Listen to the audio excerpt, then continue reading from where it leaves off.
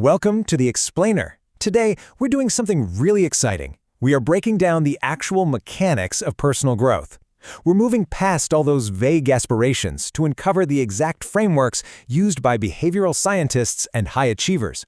Our goal? To systematically architect the absolute best version of yourself. So why do so many of us actually fail at becoming our best selves? Well, we falsely believe that sheer willpower is enough. We constantly tell ourselves, hey, just try harder. But research consistently shows that relying on sudden bursts of motivation is just a fast track to burnout. True transformation doesn't happen by accident. It requires a solid, structured approach. To get past those failures, we need a concrete blueprint. So here's our masterclass agenda for this explainer. First, the blueprint for growth. Second, your personal SWOT analysis. Third, why systems beat willpower. Fourth, the science of tiny habits. And finally, becoming your best self. Let's get right into it. Starting with Section 1, the blueprint for growth. You know, before you build a house, you absolutely have to know what the materials are, right? Well, personal growth works the exact same way. Becoming your absolute best self isn't just a career thing. It requires holistic growth across these 5 core areas of life. Think about it. If you focus entirely on your mental skills, but completely ignore your physical health, your foundation is eventually going to crumble. You'll just end up being a genius with a terrible backache. You need a learning mindset, emotional control to manage your reactions, physical fuel, social connection, and spiritual peace. You really have to build on all 5. And check out this timeline. It brilliantly illustrates that this is a lifelong, chronological journey. You can't just skip ahead to self-improvement. No way. You have to start right at the beginning with self-awareness, recognizing your flaws, accepting them without judgment, and taking total responsibility. Only after going through that self-discovery can you exercise the self-control needed to hit those higher levels, like Maslow's pinnacle of self-actualization and ultimately transcendence.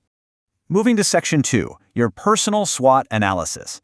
Now that we understand the foundation, we need to survey our building site with some brutal but highly motivating self-honesty. What's really interesting here is how we can take a classic corporate tool, the 2x2 matrix, and perfectly adapt it into a highly visual tool to audit your own life. Huge businesses use a SWOT analysis to dominate markets, and you can use it to map out your personal life. The left column is for things that help you, and the right is for things that hold you back. The top row is internal stuff, things entirely within your control, and the bottom row is external, like market trends or things happening in your environment. So, the crucial point is to follow these 4 exact steps. Step 1, identify your strengths. What are you naturally amazing at? Seriously, skip the false modesty here. Step 2, review your weaknesses. Uncomfortable? Sure, but absolutely necessary. Step 3, define opportunities. What external trends or new technologies can you jump on? And Step 4, understand external threats, like a shifting economy or highly skilled competitors, so you can be prepared. Now, here is the real game changer. Once mapped out, you don't just leave these factors in a list. You combine them to create a powerful strategy.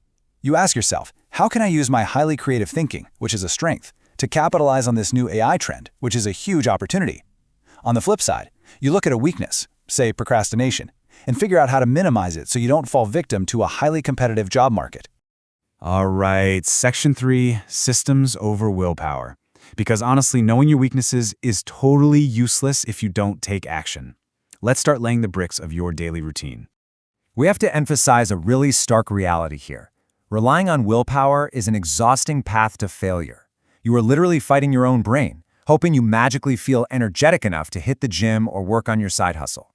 Instead, building identity-based systems creates sustainable, automatic growth. You design your environment so that doing the right thing becomes the path of least resistance. You aren't just trying to read more, you're building the environment of a reader. This brings us to a show-stopping insight from behavioral expert James Clear. He perfectly sums up why environment design always beats motivation.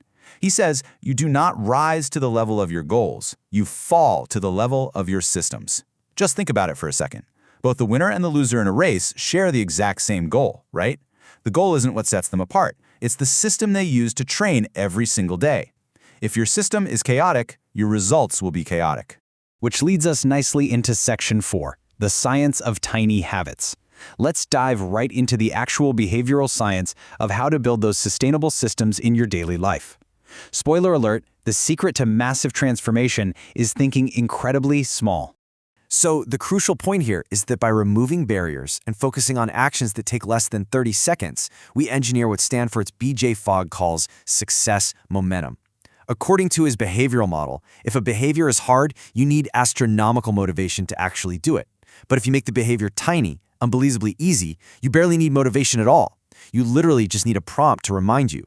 Let me give you a real-world example from our sources. Take Sarah, an operations manager. She beat her burnout simply by taking 3 deep breaths and celebrating right after she closed a browser tab. She didn't try to force a grueling 30-minute meditation into her packed day. Nope, she used an anchor moment, closing a tab which she already did dozens of times a day. She attached a tiny behavior, 3 breaths, and she wired it into her brain with an instant celebration, a little mental yes.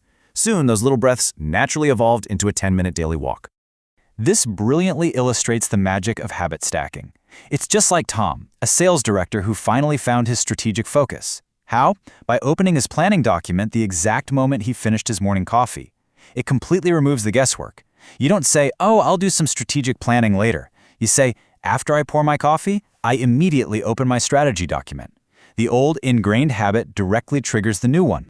Finally, we arrive at Section 5, Becoming Your Best Self. We've surveyed the site. We know the physics of the materials. Now we build. Let's bring this all together and see how your SWOT audit and your tiny habits finalize your ultimate blueprint.